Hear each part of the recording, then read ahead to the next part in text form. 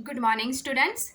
11वीं वाले बच्चे, सिद्धि हिंदी विद्यालय के इस ऑनलाइन क्लासेस में आपका हार्दिक स्वागत है। अब बच्चों, यहाँ पे हमारा ये जो पाठ चल रहा है, सबसे पहला पाठ नमक का दारोगा। इस पाठ के जो रचयिता है प्रेमचंद, और पात्र का परिचय मैंने आपको बता दिया था। जब कभी भी नए वीडियो की शुरुआत करेंगे तो ये जितनी भी बेसिक चर्चा है उसको करते रहेंगे।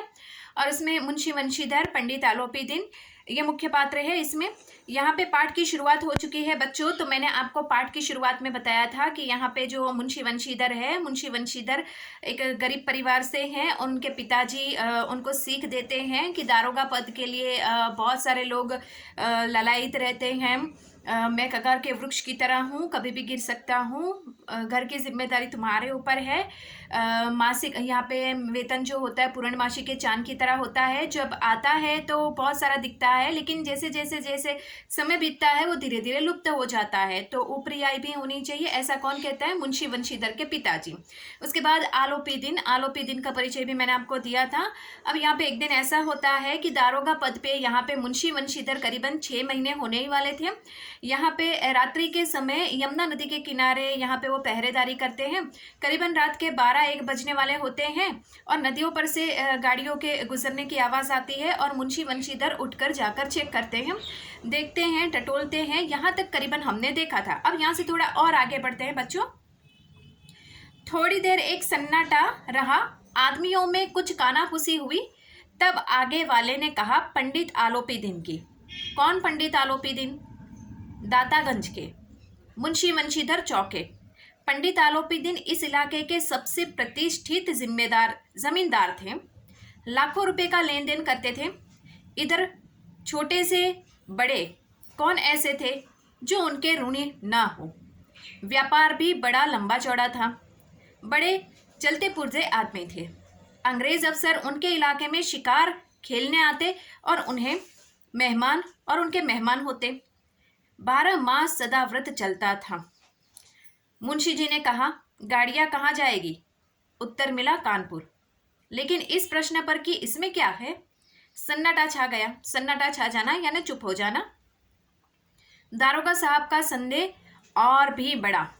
अब यहाँ पे बच्चों जितना हमने पढ़ा उसको थोड़ा समझ लेते हैं कि यहाँ पे क्या होता है कि जैसे कि यहाँ पे जो वंशीधर है, ये वंशीधर स्पष्ट पूछते हैं कि भाई ये गाड़ी किसकी है। तो उन्होंने, जो गाड़ी चलाने वाले इंसान है, उन्होंने जवाब दिया कि पंडित आलोपी दिन की। फिर मुंशी ने पूछा कि इस गाड़ी में क्या है, तो वो लोग कुछ नहीं बोले। अब जैसे पंडित आलोपी दिन का नाम आता है तो यहाँ पे वंशीधर भी चौंक जाते हैं। क्यों? क्योंकि वंशीधर जानते हैं कि आलोपी दिन उस क्षेत्र के, उस इलाके के सबसे रईस जिम्मेदार माने जमींदार हैं और उनके पास मतलब बहुत सारे एक अच्छे नागरिक के रूप में लोग उनको देखते हैं, उनका बहुत नाम है। तो यहाँ पे मतलब ये कौन सी ऐसी बात है जो मुंशी वंशीधर के समझ में नहीं आ रही थी।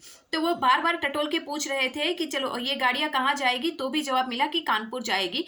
लेकिन इस गाड़ी में है क्या? जब ये प्रश्न वापस पूछा गया तो कोई भी जवाब नहीं मिलता है। अब थोड़ा और आगे बढ़ते हैं।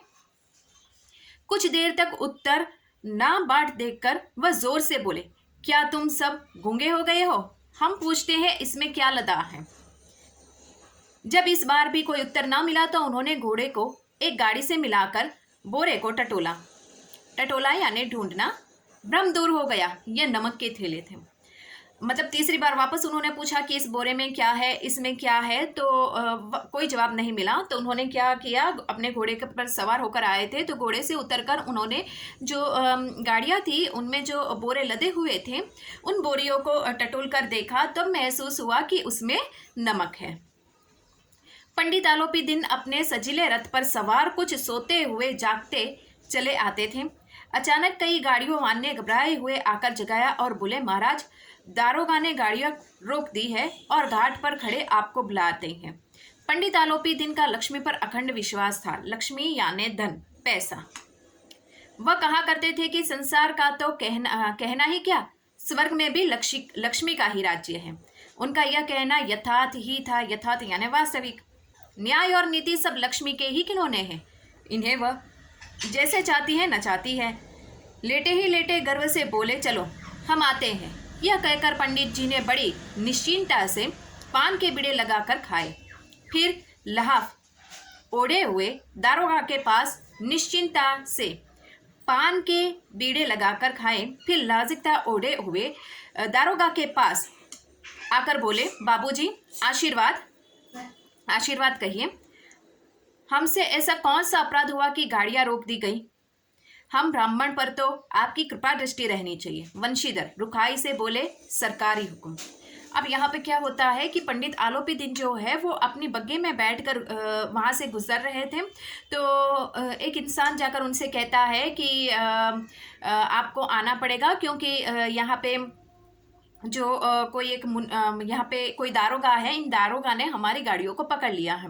तो यहाँ पे वंशीधर ने आलोपी दिन की गाड़ियों को पकड़ लिया था।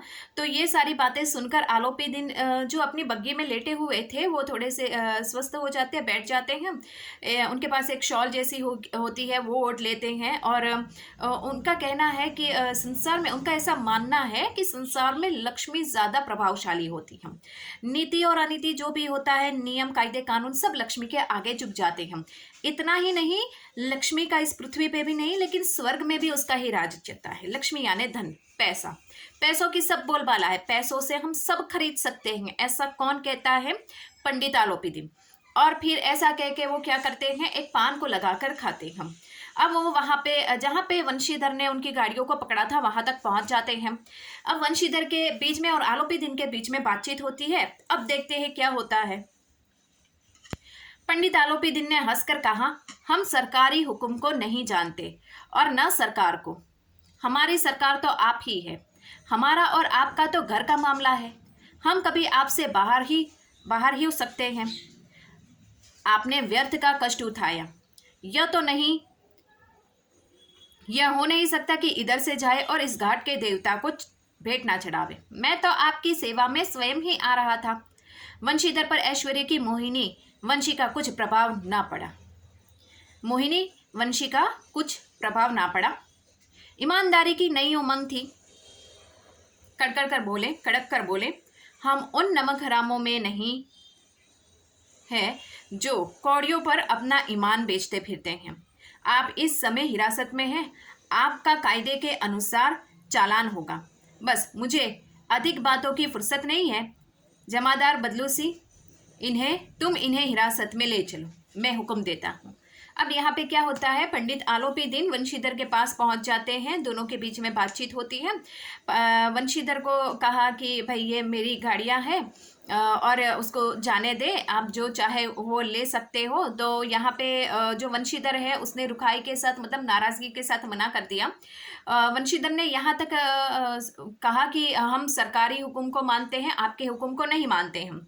पंडित आलोपी दिन ने कहा कि हम शायद भूल गए हैं, आपके बारे में हमें पता नहीं था, लेकिन ये हो नहीं सकता कि हम यहाँ से जाए और घाट के देवता को कोई भेंट ना दे। घाट के देवता यानी कि नदी किनारे रहने वाले ये जो वंशीधर है, इन पुलों पर से जो हमारी यह गाड़ियाँ जो गुजरती है, तो ये आप ही की देख देख में जाती है। हम आपको भेंट ना चढ़ावे, मतलब रिश्वत की बातें कर रहे हैं।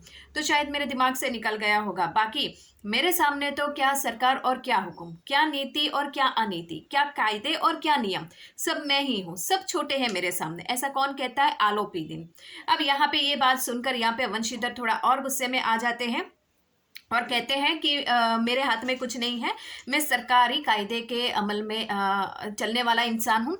इसके लिए मैं आपको हिरासत में लेता हूँ। और उनके दारोगा पद पर जिस पद पे वंशीधर थे, उनके हाथ नीचे काम करने वाले बदलू सिंह थे। तो बदलू सिंह को वो आदेश देते हैं कि यहाँ पे जो पंडित आलोपी दिन है, ये पंडित आलोपी दिन को वो हिरासत में ले लें।